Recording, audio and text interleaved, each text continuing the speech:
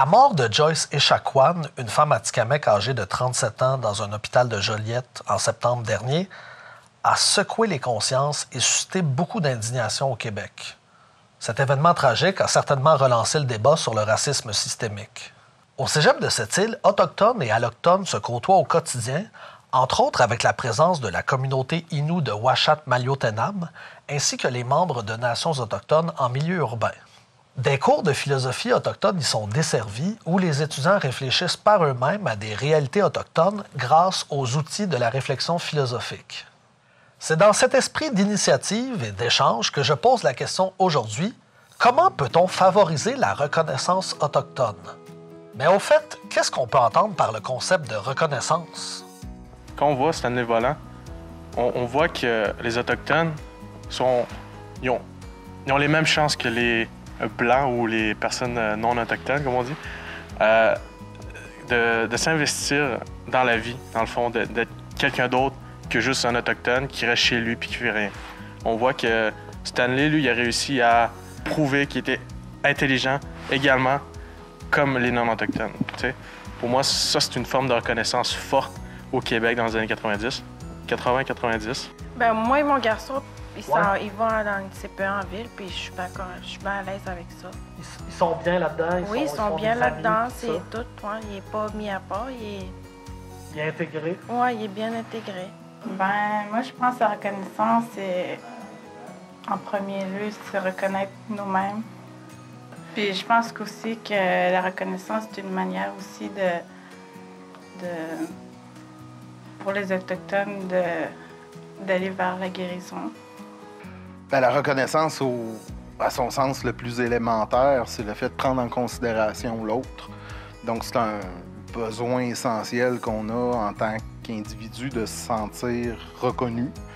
C'est important l'estime de soi, c'est important dans notre construction identitaire, de savoir ce qu'on est puis d'être perçu par les autres pour ce qu'on est et non pas de manière déformée.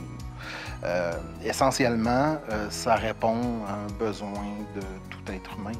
Toutes les Autochtones qui ont vécu de quoi, qui devraient en parler, c'est sûr que c'est dur, parce que mon grand-père, personnellement, ne veut pas m'en parler ce qu'il a vécu au pensionnat parce que c'est vraiment douloureux. Puis je sais qu'il y a vraiment eu des conséquences à cause de ça. Puis, ben, je pense ben oui, pas qu'ils devraient en parler, mais que le monde devrait comprendre ce que les Autochtones ont vécu. Même si, pour eux, c'est pas beaucoup, mais pour les Autochtones, c'est beaucoup. Là.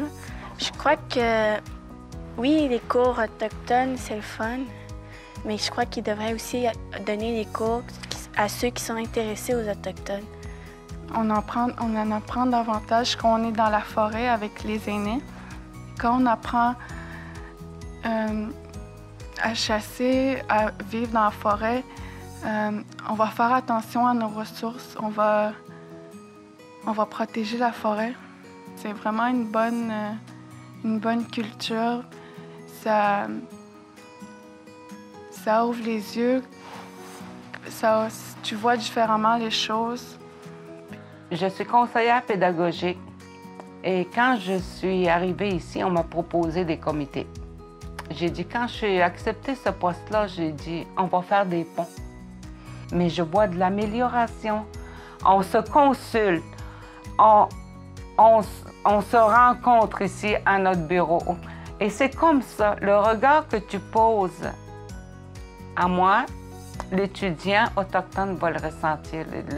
Il va le ressentir, il va le sentir l'aide que tu veux lui apporter. Puis de plus en plus, les cégeps commencent à engager des Autochtones, des conseillères pédagogiques. C'est bon parce que c'est une des solutions, ça aussi, là. En tant qu'immigrante, je trouve que c'est une belle approche de les intégrer. Moi, quand je suis arrivée ici, j'ai tout de suite vu le peuple québécois accueillant. Les Autochtones, comme on le dit, c'est la première nation et puis il ne faudrait pas qu'ils se sentent à part. Il faudrait que le peuple québécois et puis les Autochtones soient ensemble. On doit être unis pour pouvoir travailler. Je crois que continuer de leur donner un peu de visibilité puis de leur donner des opportunités, je trouve que c'est une bonne chose à faire parce que ça peut un peu justement leur donner une chance de parler de leur histoire puis de voir leur version des choses aussi parce que, tu sais, des fois, on aime ça savoir qu'est-ce que nous, on pense de cette situation-là, mais qu'est-ce qu'eux pensent, c'est encore plus pertinent à mon avis. Merci d'avoir été des nôtres et on se revoit dans un prochain Vox Pop de Philosophons avec Mathieu.